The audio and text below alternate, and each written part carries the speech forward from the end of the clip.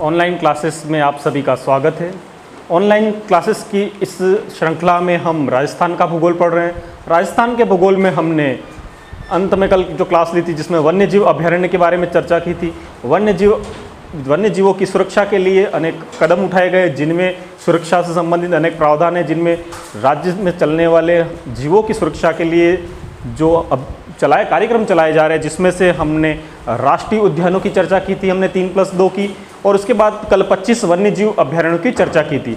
आज उन्हीं 25 वन्यजीव अभयारण्य को हम विस्तार से देखते हैं। हमसे किस तरीके के प्रश्न पूछे जाते हैं उनको देख लेते हैं। कल हमने देखा था, एक प्रश्न भी बनाया था कल हमने, और देखा था किस तरीके के प्रश्न 25 वन्यजीव अभयारण्य से सीधे पूछे जाते हैं, एक तरफ झीलें और एक तरफ वन्यजीव अभयारण्य को लेकर। यदि इनसे कोई गहराई से प्रश्न पूछा जाए कोई विशेष बात को लेकर, तो आज उनकी चर्चा करेंगे। कल हमने सामान्य देखा था, आज हम उससे विस्तार से देखते हैं। कल सामान्य देखा था, उसमें भी एक और प्रश्न बना के बता देता हूं, कल जो पढ़ा था उसके लिए ऐसा भी प्रश्न पूछा जा सकता है। एक प्रश्न कांस्टेबल में पूछा गया था, रावली टॉडगढ़ अभयारण्य निम्न में से किन जिलों के समूह में शामिल है। तो हमने कल देखा था रावली टॉडगढ़ है वो 3 जिलों में फैला हुआ है। हमने देखा था राजसमंद, पाली और अजमेर के मध्य में। इस तरीके के प्रश्नों की कल हमने चर्चा कर ली थी। यदि एक और प्रश्न इनसे मानचित्र लेकर आ जाए, कोई किसी एग्जाम में यदि एक मानचित्र दे दिया और आपसे प्रश्न पूछा गया है कि निम्न मानचित्र में दिए गए संकेतों के आधार पर नीचे कूट का उत्तर दीजिए, इस प्रकार का प्रश्न दे दिया और यहाँ पर सिंबल दे दिया, जैसे यहाँ पर दे दिया 1 नंबर, यहाँ पर नंबर दे दिया 3 नंबर, यहाँ पर नंबर दे दिया 4 नंबर और यहाँ पर नंबर दे दिया 2 नंबर। अब यहाँ पर कूट दे रखे हैं, आपको पहचानना होगा। जैसे अ ऑप्शन बनाया उसने, अ ऑप्शन बनाया जिसमें इसने एक तो यहाँ पर क्रमांक डाल रखे हैं, इसने क्रमांक डाल रखे जैसे A, B, C और D, जिसमें नाम दे रखे हों तो किस प्रकार दे रखा होगा। 1 नंबर जो है इसने यहाँ पर बता रखा है, जैसे सीता माता अभयारण्य, ऑप्शन में सीता माता अभयारण्य 1। सेकेंड यहाँ पर बता रखा है, सेकेंड बता दिया इसने बस्सी अभयारण्य। थर्ड को इसने बता दिया गजनेर अभयारण्य और फोर्थ को बता दिया जमवा रामगढ़। एक ऑप्शन ये बनाया। दूसरा ऑप्शन ब इसने ऑप्शन बनाया, 1 नंबर बस्सी अभयारण्य, 3 नंबर सीता माता, 3 नंबर हमारा 3 हो गया। 2 नंबर हमारे पास 2 नंबर उसने बना दिया राष्ट्रीय मरु उद्यान। और एक और ऑप्शन जैसे हमारे पास चौथा बचा, चौथा इसने फिर से बना दिया सवाई मानसिंह अभयारण्य। इसी प्रकार का तीसरा स ऑप्शन देख लें। स ऑप्शन में पहला इसने वापस सीता माता अभयारण्य, दूसरा अभयारण्य बस्सी अभयारण्य, तीसरा अभयारण्य हमारे पास सवाई मानसिंह अभयारण्य और चौथा बता दिया, चौथे को उसने बता दिया जमवा रामगढ़। वापस ले लेते जमवा रामगढ़। और लास्ट ऑप्शन देख लेते हैं द ऑप्शन। द ऑप्शन में ऊपर बना रहा हूं। द ऑप्शन 1 नंबर को उसने बताया सीता माता, तीसरे को बताया उसने बस्सी अभयारण्य,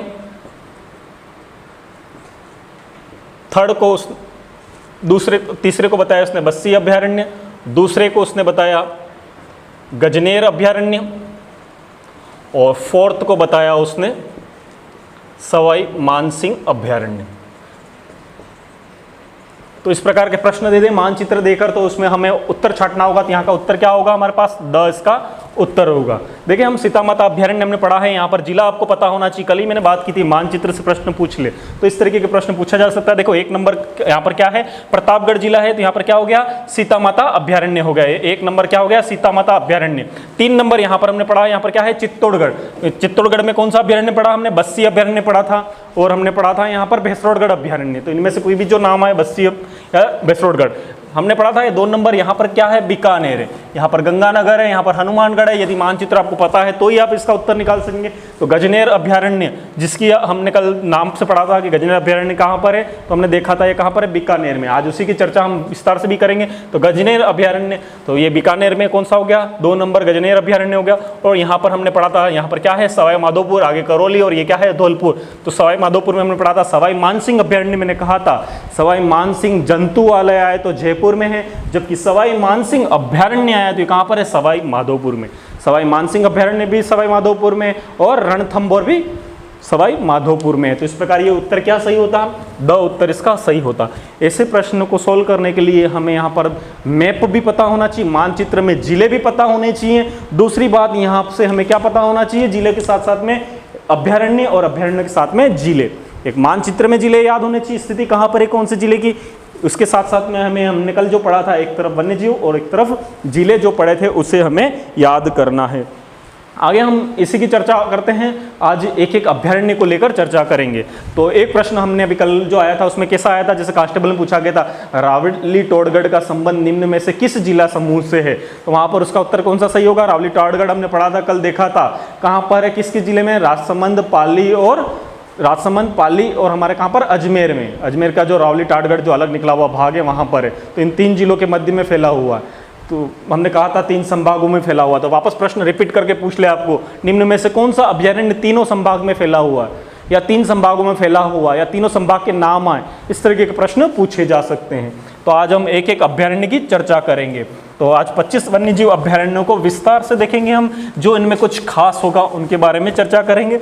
सबसे पहले हम दक्षिण से शुरुआत करते हैं। सबसे पहले हम लेते हैं सीता माता अभ्यारण्य। कल देखा था हमने सीता माता अभ्यारण्य कहाँ पर है, तो हमने देखा था सीता माता अभ्यारण्य वर्तमान में कहाँ पर है, प्रतापगढ़ जिले में। जबकि इससे पूर्व जब प्रतापगढ़ जिला बना था 2008 में, इससे पूर्व यह कहाँ पर था, तो चित्तौड़गढ़ में था। वर्तमान में भी इसका कुछ भाग चित्तौड़गढ़ में जरूर है, लेकिन इसका 99% भाग कहाँ पर है, प्रतापगढ़ जिले में है। इसलिए हमसे पूछा जाए सीता माता अभ्यारण्य कहाँ पर है, तो सीता माता अभ्यारण्य का संबंध कहाँ से है, तो आज प्रतापगढ़ से है। तो हम 25 वन्यजीव अभ्यारण्य को विस्तार से देख रहे हैं। जो विशेषताएं हैं जिनसे प्रश्न पूछा जाता है, तो सबसे पहले हम कौन सा अभ्यारण्य देख रहे हैं, सीता माता अभ्यारण्य। और सीता माता अभ्यारण्य कल हमने देखा था, ये कहां पर था, प्रतापगढ़ में। इसकी विशेषताओं की बात करें तो जिसके लिए जाना जाता है सीता माता अभ्यारण्य, एक तो दक्षिणी वागड़ क्षेत्र, जैसे देखें माही बेसिन में एकमात्र अभ्यारण्य है जहां पर हम यहाँ इसकी विशेषताओं की बात करें तो यहाँ पर जो सबसे पहला जो प्रसिद्ध है वो किसके लिए जाना जाता है, उड़न गिलहरी के लिए जाना जाता है। उड़न गिलहरी के लिए जाना जाता है। उड़न गिलहरी के बारे में हमसे प्रश्न पूछे गए हैं, तो वापस से इसको रिपीट ऐसे ही नहीं करेगा, कुछ घुमा फिरा कर पूछेगा। इसे उड़न गिलहरी को स्थानीय भाषा में क्या कहते हैं, मशोवा कहते हैं। तो नेक्स्ट जो प्रश्न बना सकता है उड़न गिलहरी से, वो क्या बनाएगा, मशोवा किसे या उड़न गिलहरी को स्थानीय भाषा में कहा जाता है, तो क्या कहा जाता है, मशोवा कहा जाता है। यदि इसी उड़न गिलहरी से और प्रश्न बनाना है उससे, तो क्या बनाएगा, इसका वैज्ञानिक नाम भी पूछ सकता है। तो इसको कहते हैं रेड फ्लाइंग स्क्वेरल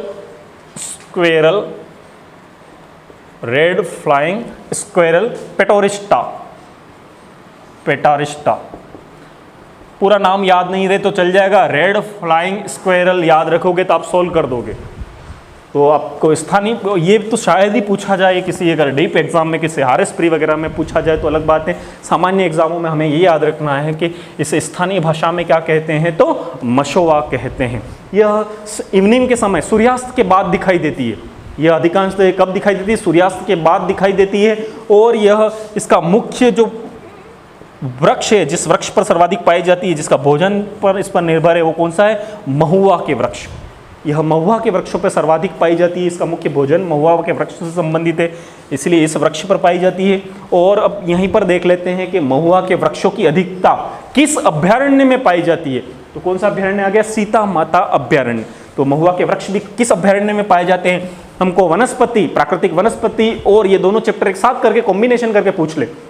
ये पूछा जाए कि महुआ के वृक्ष की अधिकता निम्न में से किस अभ्यारण्य में पाई जाती है, तो फिर क्या हो जाएगा, सीता माता अभ्यारण्य वहाँ पर ऑप्शन होगा। सीता माता ऑप्शन में नहीं है तो हम नेक्स्ट बात करेंगे फुलवारी की नाल, यहाँ ये ऑप्शन में होगा, इन दोनों में से कोई एक होगा। तो महुआ के वृक्षों की अधिकता। दूसरा यहाँ पर इस दक्षिणी राजस्थान में हमने पढ़ा था प्राकृतिक वनस्पति में सागवान वृक्ष, तो आपसे नेक्स्ट फिर से वनस्पति से अटैच करके पूछ ले, सागवान वृक्षों की बहुलता किस अभ्यारण्य में पाई जाती है? सागवान वृक्षों की बहुलता किस अभ्यारण्य में पाई जाती है? तो ये भी कौन सा हो जाएगा? सीता माता अभ्यारण्य। तो सीता माता अभ्यारण्य से एक सागवान वृक्ष, दूसरा वृक्ष हमने कौन सा पढ़ा यहाँ से? महुआ वृक्ष की विशेषता पढ़ी। एक हमने यहाँ पर क्या पढ़ा? उड़न गिलहरी। सबसे ज्यादा इंपॉर्टेंट क्या रहेगा यहाँ से? उड़न गिलहरी रहेगी। और उससे भी ज्यादा इंपॉर्टेंट उड़न गिलहरी का नाम पूछा जाएगा, वो इस तरीके का पूछा जाएगा मशोवा को लेकर। इसके अतिरिक्त यहाँ पर देखें तो यहाँ पर सीता, क्योंकि इसका नाम ही सीता माता है, यहाँ पर सीता वाल्मीकि आश्रम है, वाल्मीकि आश्रम।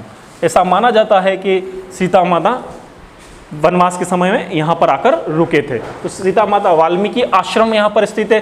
दूसरा देखें, इस क्षेत्र में लवकुश कुंड या लवकुश झरना स्थित है, लवकुश कुंड या झरना स्थित है। तो इस क्षेत्र से संबंधित हमने देखा सीता माता अभ्यारण्य के संबंध में प्रारंभ हमने किया है 25 वन्यजीव अभ्यारण्यों में पहला। और यहाँ पर यदि और प्रश्न पूछना है तो एक और है, यहाँ पर औषधियाँ सर्वाधिक पाई जाती हैं। क्या पाई जाती है यहाँ पर? औषधियाँ सर्वाधिक पाई जाती है। हिमालय के बाद में भारत में सबसे ज़्यादा जो जड़ी बूटियाँ या औषधियाँ पाई जाती है वो हिमालय में पाई जाती है। हिमालय के बाद में सर्वाधिक जड़ी बूटियाँ और औषधियाँ कहाँ पर पाई जाती हैं? इस वन्यजीव अभ्यारण्य में पाई जाती हैं, सीता माता अभ्यारण्य में पाई जाती हैं। तो हमने लगभग संपूर्ण जानकारी प्राप्त की किससे? सीता माता अभ्यारण्य को लेकर। देखिए यहाँ पर करमई नदी यहाँ से होकर बहती है, जाखम नदी यहाँ से प्रवाहित होती है, जाखम बांध बना हुआ है इस क्षेत्र में। तो इस प्रकार ये हमारा कौन सा अभ्यारण्य? सीता माता अभ्यारण्य, दक्षिणी राजस्थान का अंत जो दक्षिण राजस्थान है हमारा बांसवाड़ा डूंगर प्रतापगढ़ की मध्य में एकमात्र अभ्यारण्य है सीता माता अभ्यारण्य, जो कहाँ पर स्थित है? प्रतापगढ़ में स्थित है। बांसवाड़ा व डूंगरपुर में कोई भी अभ्यारण्य नहीं है। तो नेक्स्ट हम सेकंड की चर्चा करते हैं। इससे ऊपर आप स्क्रीनशॉट लेना चाहे तो ले लें।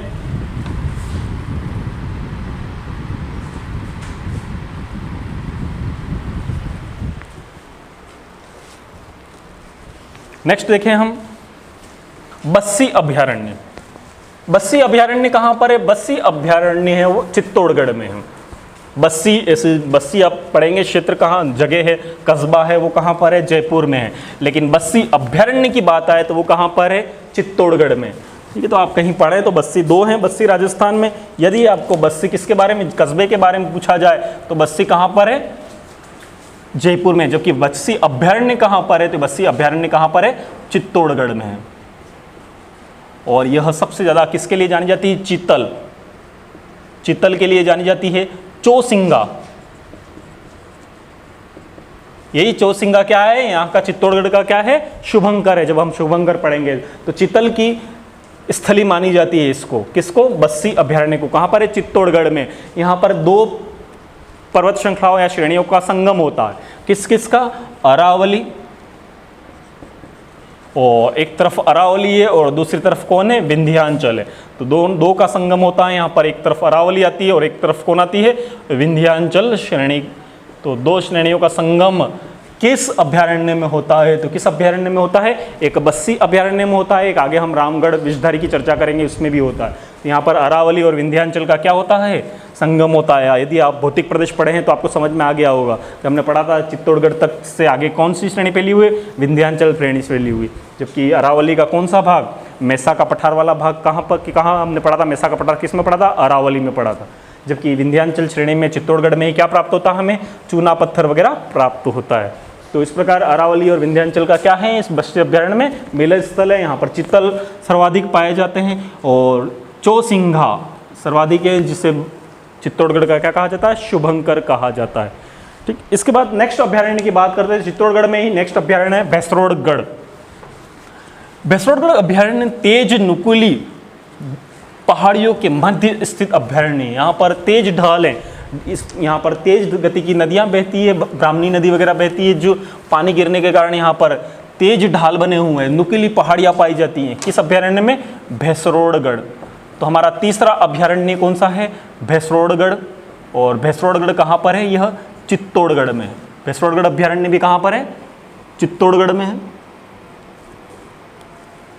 और यह अभयारण्य, इस अभयारण्य में ब्राह्मणी नदी बहती है, भैंसरोडगढ़ का दुर्ग स्थित है, और ब्राह्मणी नदी और चंबल नदी दोनों के संगम के बाद में, दोनों मिलती हैं और संगम के बाद में कौन सा जलप्रपात बनता है यहाँ पर? चुलिया जलप्रपात बनता है। तो यहाँ का संबंध किससे है? इस अभयारण्य से, चुलिया जलप्रपात से है। तो चुलिया जलप्रपात का संबंध किस अभयारण्य से? ऐसा प्रश्न पूछा गया तो किस अभयारण्य से? भैंसरोडगढ़ अभयारण्य से। और ज़्यादातर सामान्य प्रश्न बनेगा यहाँ पर, भैंसरोडगढ़ अभयारण्य का संबंध किससे? जिला याद रखना आपको, चित्तौड़गढ़ से है। यहाँ कोई खास विशेष बात नहीं है। तो इस प्रकार हमने तीसरा देख लिया हमने चित्तौड़गढ़। अब हम चलते हैं वापस हमारे मेवाड़ में ही, हम देख लेते हैं उदयपुर के अभयारण्य देख लेते हैं। अभयारण्यों में सर्वाधिक जो अभयारण्य हैं वो किस जिले में है? उदयपुर जिले में है। तो हम चलते हैं अभयारण्यों में, नेक्स्ट बात करते हैं हम, फोर्थ अभयारण्य की बात करते हैं। यह है जयसमंद। जयसमंद अभयारण्य जलचरों के लिए जाना जाता है। किसके लिए जाना जाता है? जलचरों की भूमि कहा जाता है इसको, जयसमंद अभयारण्य। और कहाँ पर है यह? उदयपुर में।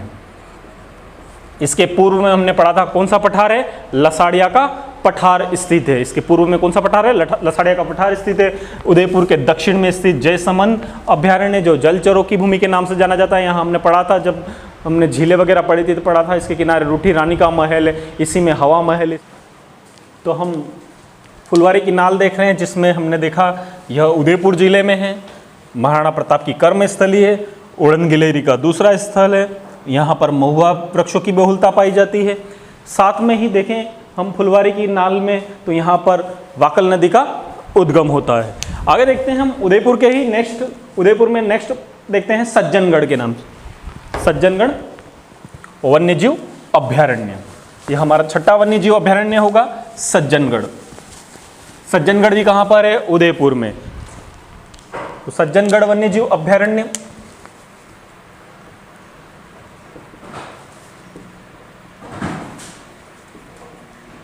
और कहाँ पर है? उदयपुर जिले में।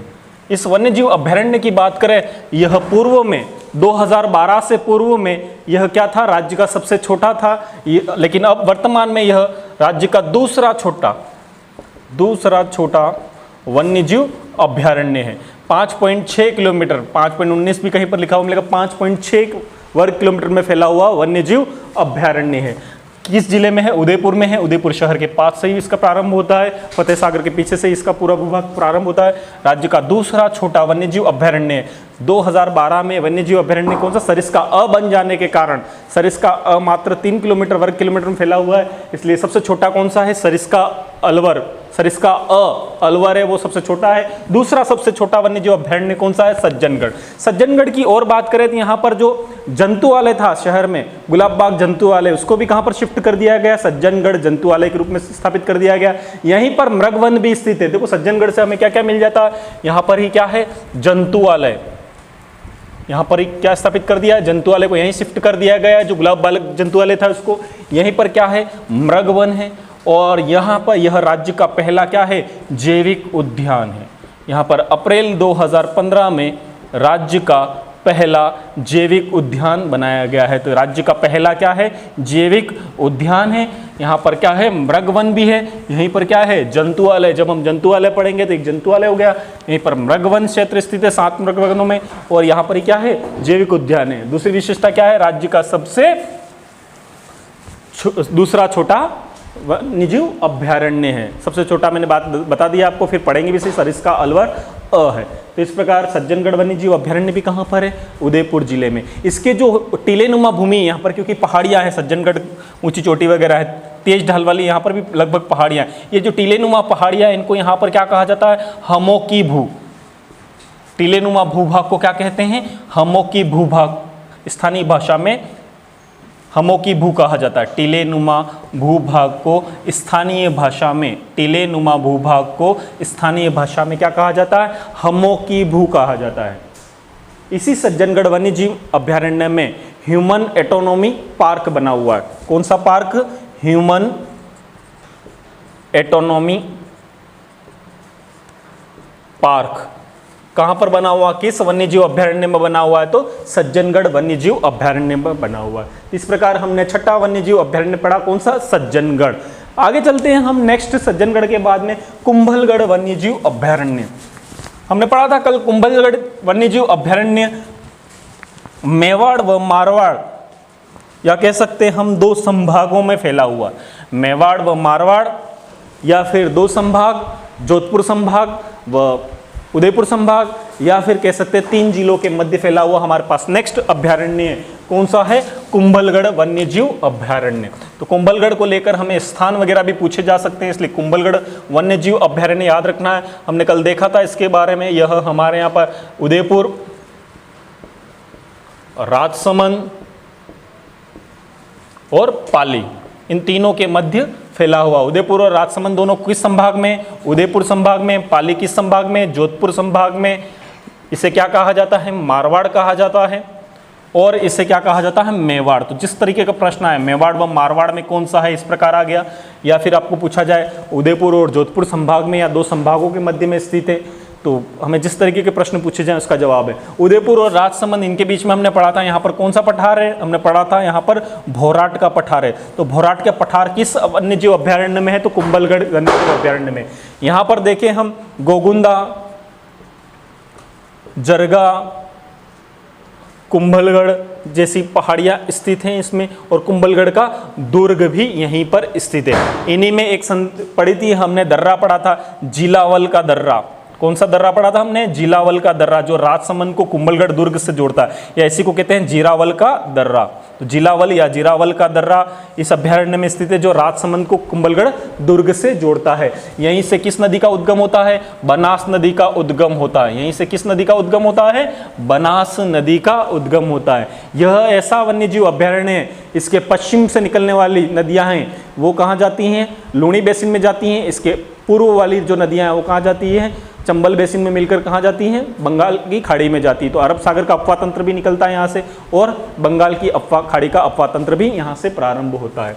यहाँ से मुख्य नदी जो निकलती है वो कौन सी नदी है, बनास नदी। हमने पढ़ा था, एक खमनौर या कुंभलगढ़ की पहाड़ियों से इसका क्या होता है, उद्गम होता है।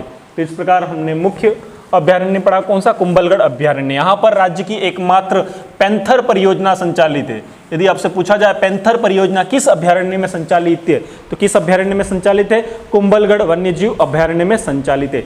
इसी कुंभलगढ़ अभयारण्य में एक नदी है जिसका नाम है मंथाई नदी।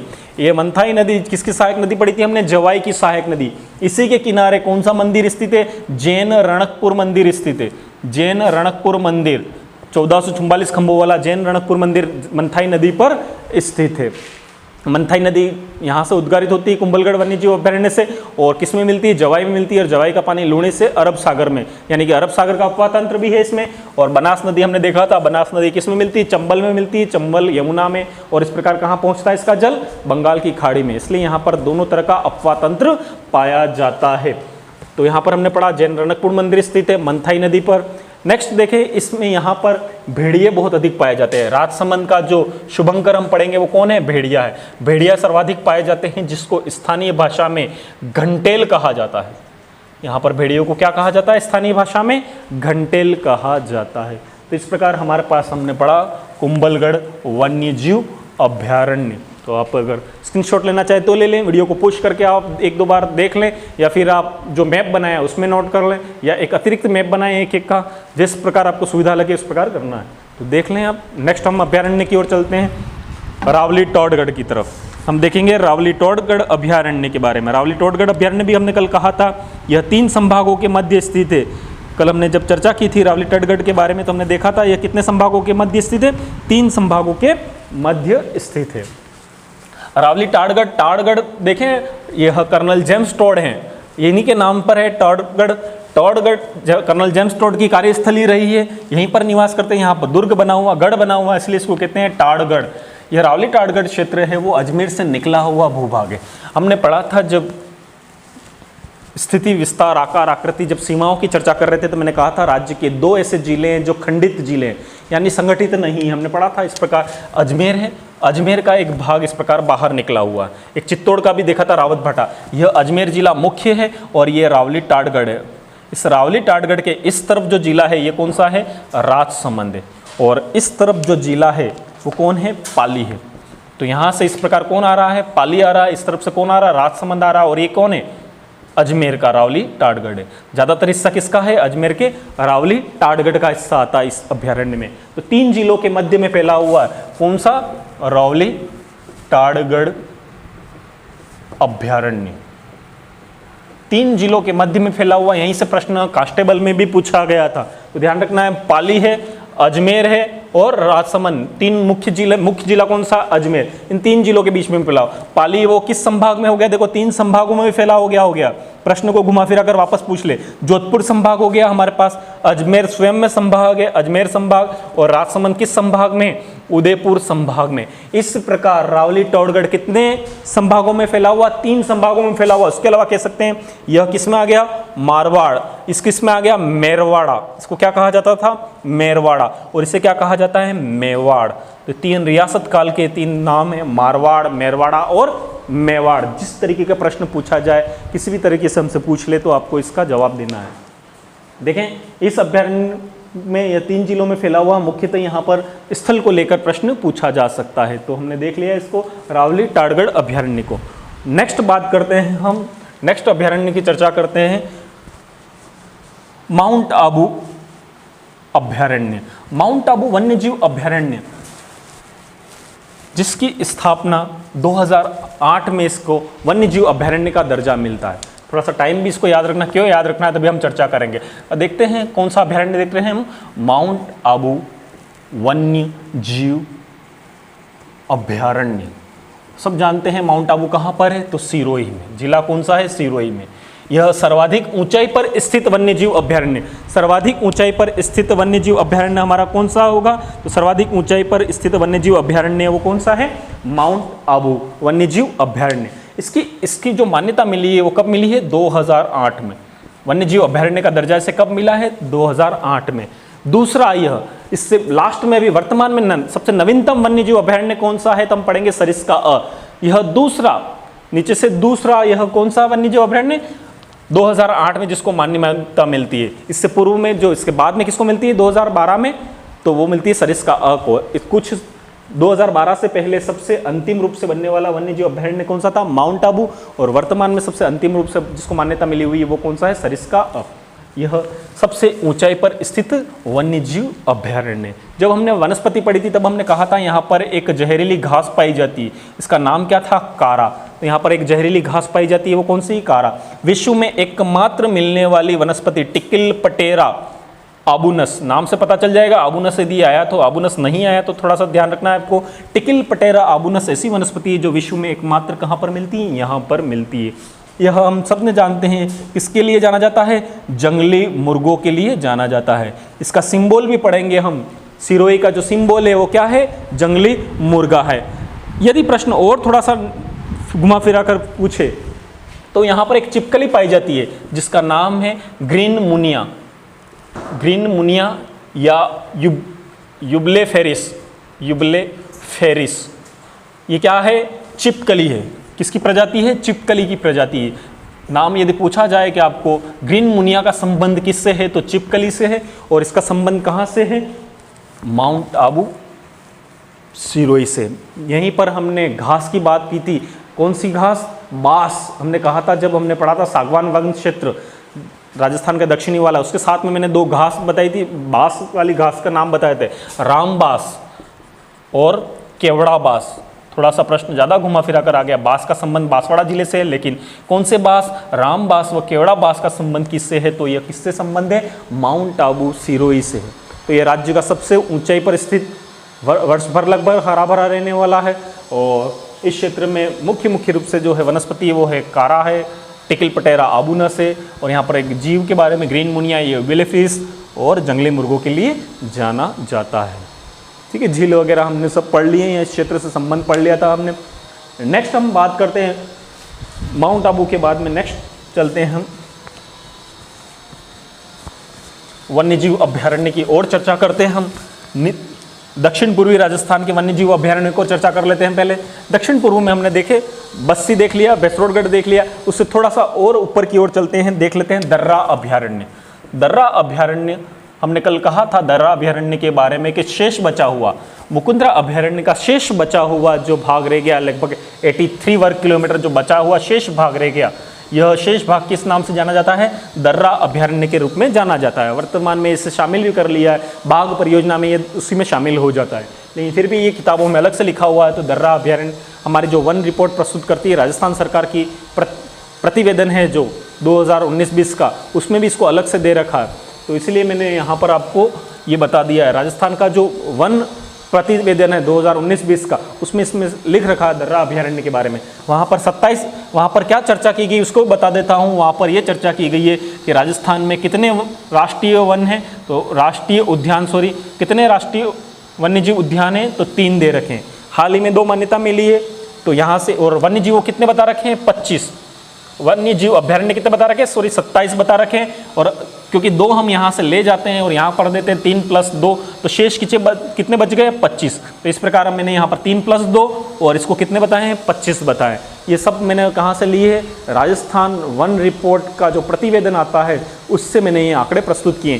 कंजर्वेशन क्षेत्र, संरक्षण क्षेत्र अभी आप पासबुक वगैरह में या कहीं से देख रहे हैं तो वहाँ पर सबको आप 11 मिलेंगे, जबकि कंजर्वेशन क्षेत्र हमारी जो वन विभाग द्वारा कितने बताए गए? राजस्थान में 14। उसकी चर्चा भी करेंगे हम, जैसे जोहड़बीड़ है, बिसलपुर संरक्षण क्षेत्र है, जोहड़बीड़ है। हम एक एक की चर्चा 14 के बारे में बताऊंगा मैं आपको। जो यहाँ सारे आंकड़े मैंने गवर्नमेंट के प्रतिवेदन से लिए हुए हैं, तो निश्चित रहें आप देख लें। यहाँ पर ये 3 + 2 हो जाते हैं, इसलिए शेष कितने बचे? 25 बचे।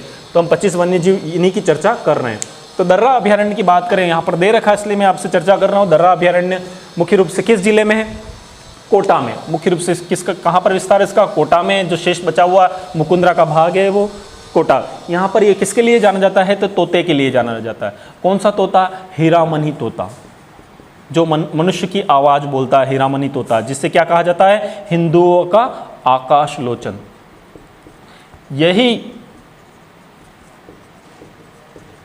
यही हीरामनी तोता किस में पाया जाता है? मुकुंदरा राष्ट्रीय उद्यान में भी पाया जाता है। और कहाँ पर पाया जाता है? दर्रा अभयारण्य में भी पाया जाता है। तो हिंदुओं का आकाशलोचन या हीरामनी तोते का संबंध या तो दर्रा अभयारण्य देगा या फिर कौन सा देगा आपको?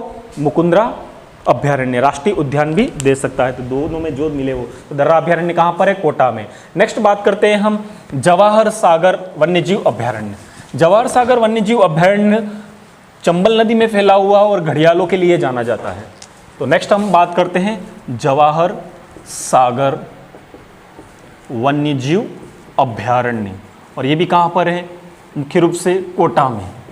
और कौन सी नदी में है? यह जलीय अभयारण्य है। कौन सा अभयारण्य है? जलीय अभयारण्य। सबसे कम या प्रदूषित रहित वन्यजीव अभयारण्य। आपसे पूछा जाए प्रदूषित रहित वन्यजीव अभयारण्य कौन सा है, तो कौन सा है? जवाहर सागर वन्यजीव अभयारण्य। मानव का बिल्कुल हस्तक्षेप नहीं है इस वन्यजीव अभयारण्य में, और ये जलीय अभयारण्य है। और यहाँ पर भी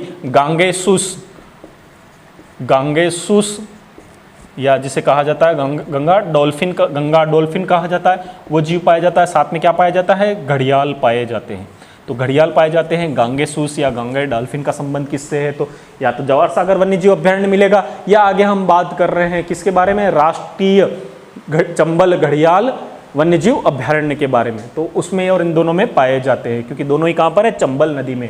तो जवाहर सागर वन्यजीव अभयारण्य कहाँ पर है? कोटा में। तो इस प्रकार कोटा में 2 पड़े, एक दर्रा अभयारण्य और दूसरा कौन सा है? जवाहर सागर वन्यजीव अभयारण्य।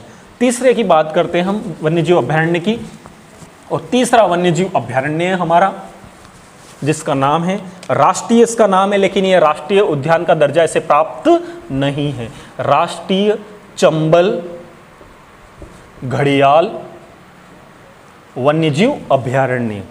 तो ये कहाँ पर है? देखिए इसकी बात करें तो चंबल नदी में फैला हुआ कोटा, फर्स्ट कोटा, सेकंड कोटा के बाद नदी कहाँ जाती है? बूंदी, बूंदी के बाद में कहाँ जाती है? सवाई माधोपुर, सवाई माधोपुर के बाद में करौली, और करौली के बाद में धौलपुर। तो इन जिलों में, इन 5 जिलों में फैला हुआ है। आपको याद रखना है, नदी से ही याद रख लेना। कोटा, बूंदी, सवाई माधोपुर, करौली और धौलपुर, इन 5 जिलों में फैला हुआ है। और यह राज्य का एकमात्र अंतर्राज्यीय कैसा कौन सा अभयारण्य है? अंतर्राज्यीय अभयारण्य है।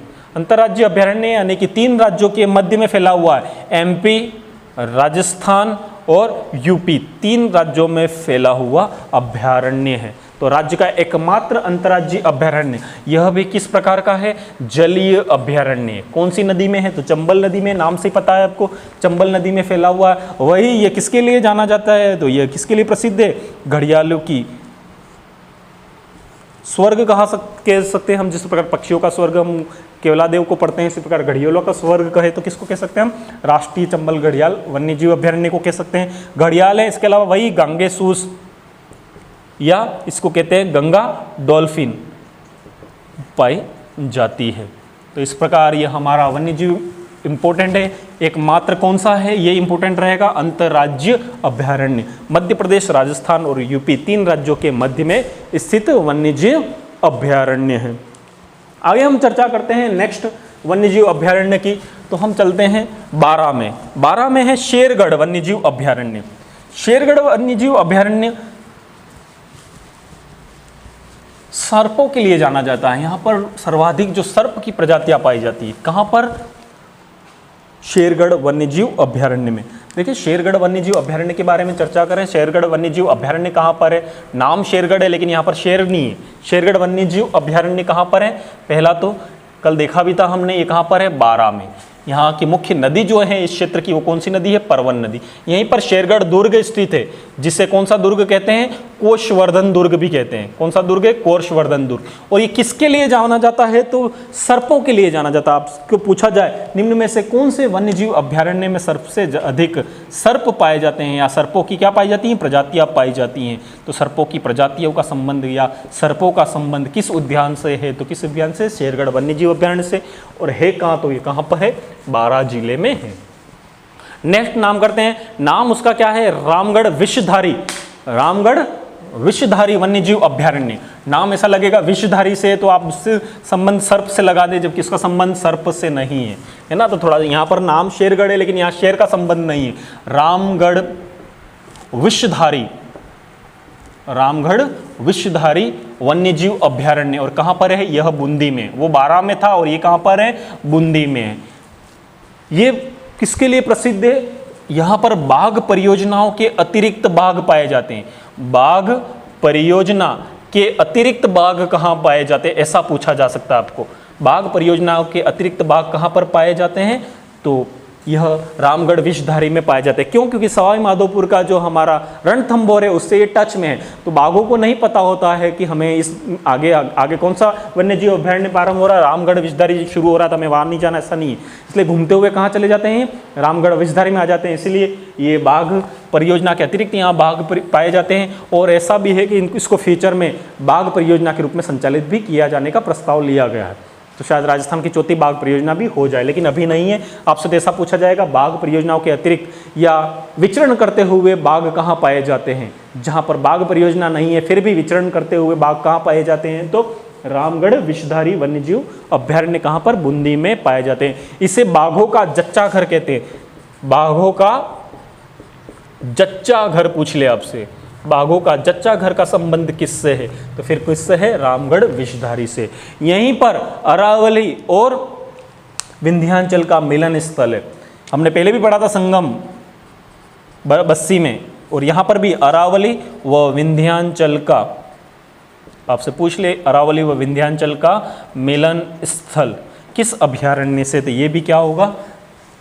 कौन सा वन्यजीव अभ्यारण्य होगा? रामगढ़ विषधारी वन्यजीव अभ्यारण्य होगा। तो इस प्रकार हमने रामगढ़ विषधारी वन्यजीव अभ्यारण्य, शेरगढ़ को पढ़ लिया, दर्रा को पढ़ लिया, चंबल घड़ियाल को पढ़ लिया, जवाहर सागर को पढ़ लिया। और हम ऊपर की ओर चलते हैं, सवाई माधोपुर की ओर चलते हैं। सवाई माधोपुर में हमने एक उद्यान पढ़ लिया जिसे हमने कहा था राष्ट्रीय उद्यान रणथंभौर, इसके बारे में पढ़ चुके हैं। यहाँ पर एक और अभ्यारण्य जिसे कहते हैं सवाई मानसिंह अभ्यारण्य। बस इसका नाम याद रखना है।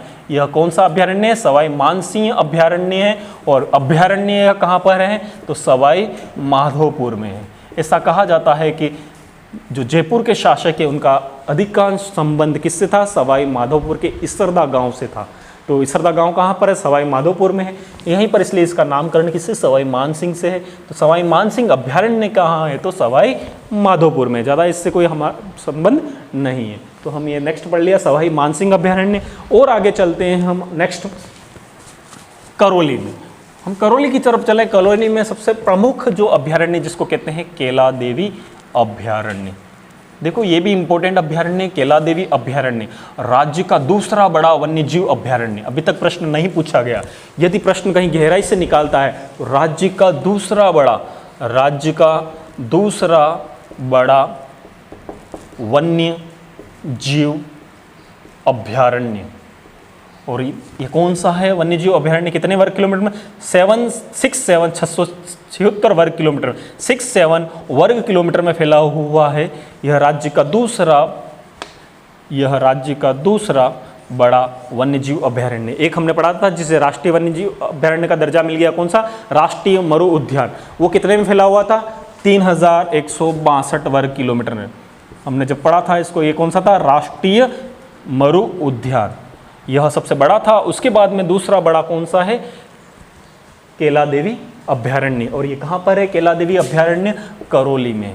जब हमने वनस्पति पढ़ी थी तो हमने कहा था यहाँ पर किसकी बहुलता मिलती है? तो धोक वृक्षों की बहुलता मिलती है, यानी कि धोकड़ा वृक्ष की बहुलता या धोक वन की बहुलता किस अभयारण्य में मिलती है? तो किस अभयारण्य में मिलती है? केला देवी से। प्रश्न बनाना है तो ये बना सकता है कि राज्य का दूसरा बड़ा वन्यजीव अभयारण्य है। तो आपको ध्यान रखना है, ये दूसरा बड़ा वन्यजीव अभयारण्य कौन सा है हमारे पास? केला देवी अभयारण्य करौली का है। आगे चलते हैं हम नेक्स्ट वन्यजीव अभयारण्य के बारे में देखते हैं। केला देवी के बाद में हम भरतपुर में हमने देखा था, यहाँ पर कौन सा है? हमने पढ़ लिया था केवलादेव घना पक्षी विहार। और कहाँ था ये? भरतपुर में। और इसे काय का दर्जा प्राप्त है? राष्ट्रीय उद्यान का दर्जा प्राप्त है। उसके अलावा यहाँ पर दूसरा जो है वो है बंद बारेठा। तो बंद बारेठा का संबंध किससे है? तो भरतपुर से है। तो नेक्स्ट यहाँ पर जो बचा हुआ भरतपुर का अभयारण्य वो कौन सा है? बंद बारेठा। और इसे क्या कहते हैं? परिंदों का घर। वो जो केवलादेव घना पक्षी विहार है उसे कहा था पक्षियों की स्वर्ग स्थली, जबकि इसको क्या कहा जाता है? परिंदों का घर कहा जाता है। तो परिंदों का घर का संबंध किससे है? बंद बारेठा से है। तो बंद बारेठा का संबंध परिंदों का घर। यहाँ पर बयाना नामक पक्षी पाया जाता है। बयाना पक्षी का संबंध किससे है? तो बंद बारेठा से। और परिंदों का घर का संबंध किससे है? बंद बारेठा से। बंद बारेठा कहाँ पर है? भरतपुर में। नेक्स्ट हमने कल पढ़े थे धौलपुर से 3, ज़्यादा उनका संबंध नहीं है, ज़्यादा वहाँ पर विस्तार से कुछ भी नहीं है। हमने पढ़ा था राम सागर, कनक सागर और वन विहार। यह तीनों ही कहाँ पर है? धौलपुर में। तीनों ही कहाँ पर हैं? धौलपुर में। तो 3 हमारे पास कहाँ से हो गया इनका संबंध? धौलपुर से हो गया। नेक्स्ट हम ऊपर की ओर चलते हैं। सरिस्का अ, सरिस्का अ, ये कहाँ पर है? अलवर में। 3 वर्ग किलोमीटर में फैला हुआ, 3 पॉइंट ऊपर है लेकिन 3 वर्ग किलोमीटर में फैला हुआ राज्य का सबसे छोटा वन्यजीव अभयारण्य। कितने वर्ग किलोमीटर? लगभग 3 वर्ग किलोमीटर में फैला हुआ है। जबकि सज्जनगढ़ दूसरा छोटा है जो 5.6 वर्ग किलोमीटर में फैला हुआ है। यह अंतिम रूप से 2012 में बना, जून 2012 में इसे मान्यता मिली। तो राज्य का सबसे अंतिम रूप से जिसे वन्यजीव अभयारण्य के रूप में मान्यता मिली है वो कौन सा है? सरिस्का। तो प्रश्न जैसे भी आए, राज्य का सबसे छोटा और सबसे अंत में बनने वाला वन्यजीव अभयारण्य है तो कौन सा है? सरिस्का। और इससे पूर्व कौन सा था? 2008 में। इससे पूर्व का सब जो बना था वो 2008 में मान्यता मिली थी। 2008 से 2012 के मध्य में किसी को मान्यता नहीं मिली। 12 में आकर इसको मान्यता मिलती है वन्यजीव अभयारण्य के रूप में। 2008 में किसको मान्यता मिलती है? 2008 में हमने देखा था सबसे ऊंचा स्थित कौन सा था? माउंट आबू को। माउंट आबू में एक चीज़ बताना भूल गया, यहाँ पर ये वापस आया है तो अच्छी बात हो गई। जून 2009 में इसे क्या घोषित किया गया है? इको सेंसिटिव क्षेत्र घोषित किया गया। इको सेंसिटिव क्षेत्र किस वन्यजीव अभयारण्य को घोषित किया गया है? तो किसको घोषित किया गया है? माउंट आबू को। तो एक माउंट आबू से वापस एक प्रश्न हमसे आ गया। एक तो इसे 2008 में वन्यजीव के रूप में मान्यता मिली थी और इसके बाद में नेक्स्ट चीज क्या आ गई हमारे पास? 2009 में इसे क्या घोषित किया गया था? इको सेंसिटिव क्षेत्र घोषित किया गया था माउंट आबू को। सरिस्का अलवर की बात करें तो ये 2012 में इसको मान्यता मिली है और यह राज्य का सबसे छोटा है। और यह किसके लिए जाना जाता है? यहाँ पर क्या पाए जाते हैं? एक तो हरे कबूतर। आपसे पूछा जाए हरे कबूतर का संबंध किस अभयारण्य से है, यदि सरिस्का आए तो भी और सरिस्का न आया तो क्या आएगा? सरिस्का अ भी आ जाए। तो हरे कबूतर, ये थोड़ा सा याद रखना, हरे कबूतर का संबंध किस वन्यजीव अभयारण्य से है? तो हरे कबूतर का संबंध सरिस्का से है। इसके अलावा हरे कबूतर नागौर और अजमेर की सीमा में भी पाए जाते हैं। नागौर और अजमेर की सीमा में भी पाए जाते हैं, लेकिन हरे कबूतर का मुख्य संबंध वन्यजीव अभयारण्य से है। तो वो कहाँ से है? सरिस्का अलवर से है। इसके बाद में नेक्स्ट अभयारण्यों की बात करते हैं। जयपुर के हमारे पास 2 हैं, जमवा रामगढ़ और नाहरगढ़। सबसे पहले देख लेते हैं जमवा रामगढ़। यहाँ पर जमवा रामगढ़ बांध भी बना हुआ है। कौन सी नदी पर हमने पढ़ा था, यहाँ से कौन सी नदी निकलती है इस क्षेत्र से, बाणगंगा नदी। ठीक है, जमवा रामगढ़ कहाँ पर है, जयपुर में। जमवा रामगढ़ वन्यजीव अभ्यारण्य जयपुर में है। यहाँ से कौन सी नदी निकलती है, बाणगंगा नदी निकलती है। यहीं पर जमवा रामगढ़ बांध बना हुआ है। नेक्स्ट हमारे लिए जो इंपॉर्टेंट है इस वन्यजीव अभ्यारण्य को लेकर वो है कि यहाँ पर राज्य की कौन सा भालू रेस्क्यू सेंटर, भालू अभ्यारण्य के लिए पूछा जाए तो भालू अभ्यारण्य नहीं है, लेकिन भालू के संरक्षण के लिए जो संरक्षण क्षेत्र है, कंजर्वेशन क्षेत्र है, वो कहाँ पर है, जालोर में। लेकिन भालू रेस्क्यू सेंटर आपसे पूछे तो वो कहाँ पर है, इसका संबंध किससे है, भालू रेस्क्यू सेंटर का संबंध किससे है, तो जमवा रामगढ़ से, ध्यान रखें। और यहाँ पर रियासत काल में केसर का उत्पादन होता था। रियासत काल में इस क्षेत्र से किसका उत्पादन होता था, केसर का उत्पादन होता था। ठीक है, तो प्रश्न थोड़ा सा कहीं लेंदी डीप पूछ ले आपको लोक कला संस्कृति से। रियासत काल में यहाँ पर केसर का उत्पादन होता था। और यहाँ पर क्या है, हमारे ज्योग्राफी में इंपॉर्टेंट क्या है, भालू रेस्क्यू सेंटर स्थित है। नेक्स्ट बात करते हैं हम, नेक्स्ट यहाँ पर है नाहरगढ़। नाहरगढ़ वन्यजीव अभ्यारण्य। नाहरगढ़ वन्यजीव अभ्यारण्य की बात चर्चा करें, ये कहाँ पर है, जयपुर में है। नाहरगढ़ वन्यजीव अभ्यारण्य कहाँ पर है, जयपुर में। ये जो नाहरगढ़ क्षेत्र है वो जयपुर के शासकों का स्थल रहा, शिकारगाह के रूप में रहा है। तो हम देख लेते हैं नाहरगढ़ वन्यजीव अभ्यारण्य शिकारगाह के रूप में रहा है। और यहाँ जो वन्यजीव अभ्यारण्य है, यहाँ पर हाथी के लिए, हाथियों का जो इस्तेमाल होता है घूमने के लिए, हाथी गांव जो स्थापित किया गया, इसके आसपास के क्षेत्र में हाथी गांव, हाथियों के जो सवारी है, हाथी सवारी के लिए जाना जाता है यह क्षेत्र नाहरगढ़ वन्यजीव अभ्यारण्य। और नेक्स्ट इंपॉर्टेंट चीज़ें, इसे भी किसका दर्जा प्राप्त है, जैविक उद्यान का दर्जा प्राप्त है। जो इसको मान्यता मिली है वो कब मिली है, इसको मान्यता जून 2016 में मिली है।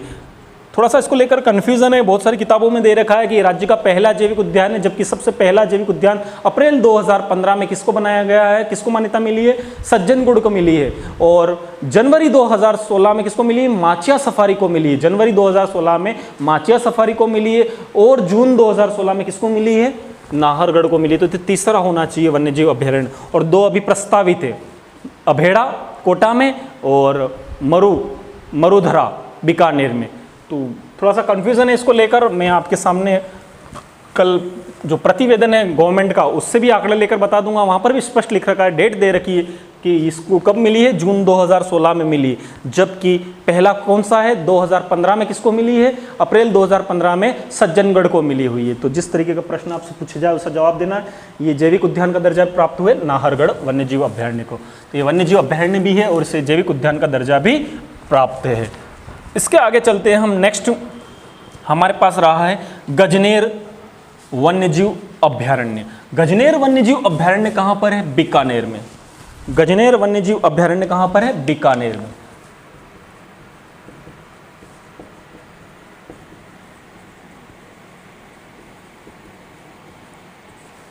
और इसका संबंध किससे है, बड़बड़ पक्षी से। बटबड़ या बड़बड़ पक्षी, बटबड़ कहीं पर बड़बड़ पक्षी का संबंध किससे है, तो किससे है, गजनेर वन्यजीव अभ्यारण्य से। इसे इंपीरियल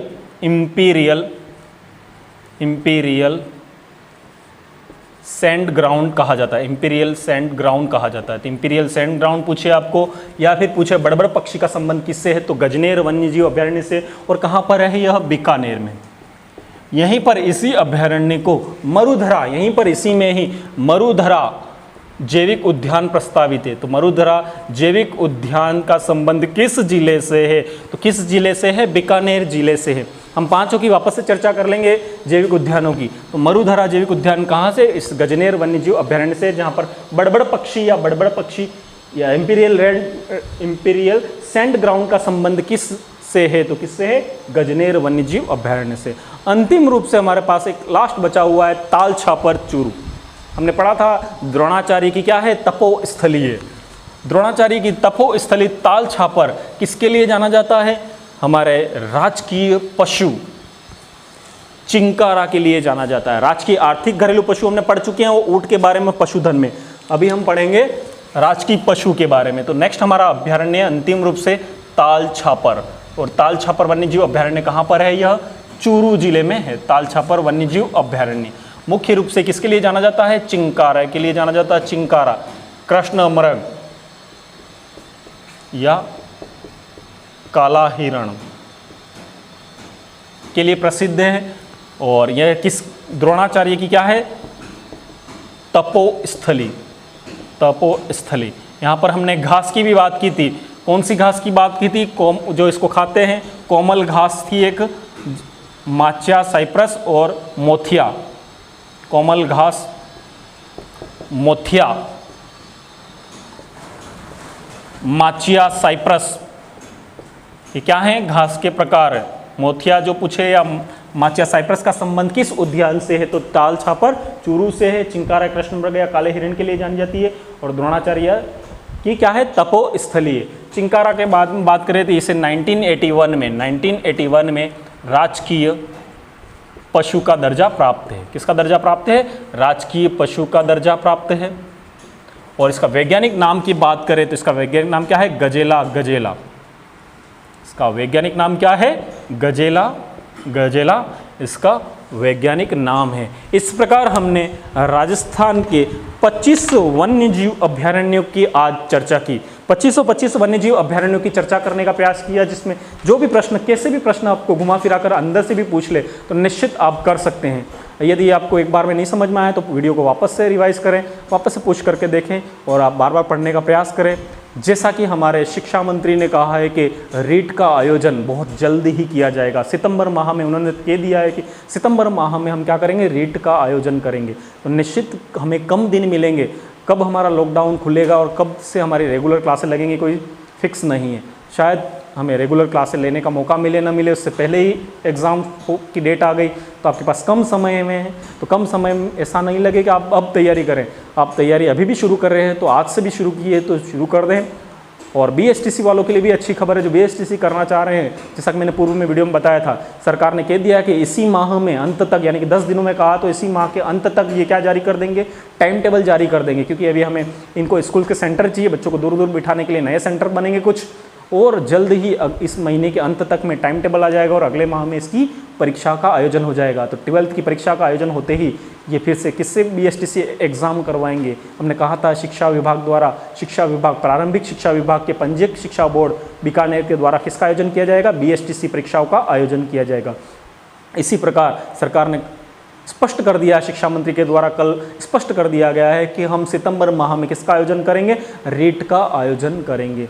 तो आप सफलता के लिए हमारे YouTube चैनल से जुड़िए, लगातार कक्षाओं को देखें। हम निश्चित एक के बाद एक क्रम के रूप में क्लासें ले रहे हैं। रीट की जैसे ही राजस्थान का भूगोल समाप्त होगा, रीट का जो सिलेबस है उसमें हमारा जो भौतिक प्रदेश है, भू आकृति विज्ञान दे रखा है, जिसमें पृथ्वी के स्थल मंडल, जल मंडल, वायुमंडल, जैव मंडल, पृथ्वी की आंतरिक संरचना और बाह्य बल और आंतरिक बलों के बारे में चैप्टर दे रखा है, एक भाग दे रखा है। दूसरा भाग संसाधन भूगोल के बारे में दे रखा है, जहाँ पर कृषि है, खनिज है, उद्योग है, उनके बारे में दे रखा, मानव संसाधन है, इनके बारे में दे रखा है, संसाधन भूगोल से दे रखा है।